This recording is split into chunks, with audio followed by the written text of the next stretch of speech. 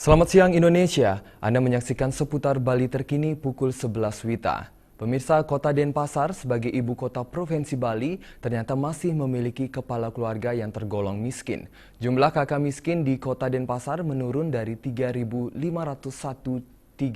di tahun 2014 menjadi 2.835 kakak miskin di tahun 2015. Hampir semua wilayah di Indonesia termasuk Bali memiliki kakak miskin, tidak terkecuali Denpasar. Di tahun 2015 ini, jumlah kakak miskin di kota Denpasar mencapai 2.835 kakak miskin yang tersebar di 4 kecamatan dan ber-KTP kota Denpasar. Jumlah ini mengalami penurunan jika dibandingkan dengan tahun sebelumnya, di tahun 2014 yang mencapai 3.501 kakak miskin. Meski telah menurun, pemerintah tetap menjadikan program pengentasan kemiskinan dalam salah satu program prioritas. Adapun salah satu program yang termasuk di dalam penanganan kakak miskin, yakni dengan menyalurkan 15 kg beras setiap bulan. Sehingga tahun 2015 ini, Bulog menyalurkan beras sebanyak 42,5 ton ke kota Denpasar.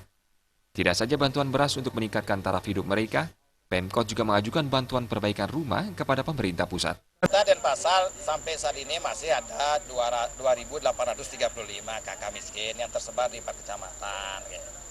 Itu dengan kebutuhan beras kurang lebih 42 ton setiap bulan harus di-drop oleh Bulog, dan 42,5 ton dari Bulog di-drop ke Denpasar setiap bulan. Jadi kita sudah turun dari tahun sebelumnya, dari tahun yang kami, karena ini kan baru pertama kali kami menangani dinas sosial, yang sebelumnya ditangani oleh BBM. Dulu data BBM yang kami terima 2014 adalah 3.501. Nah kemarin di awal tahun kami coba rembuk sama Pak Kades Lurah meminta ya dicek ulang data semua itu, dan kami dapat rekapannya sejumlah 2.835. Gusti Agung Rai Anom Suradi menambahkan, pengentasan kakak miskin di Denpasar tidak saja dilakukan oleh pemerintah, namun juga masyarakat dan swasta melalui dana sosialnya atau Corporate Social Responsibility.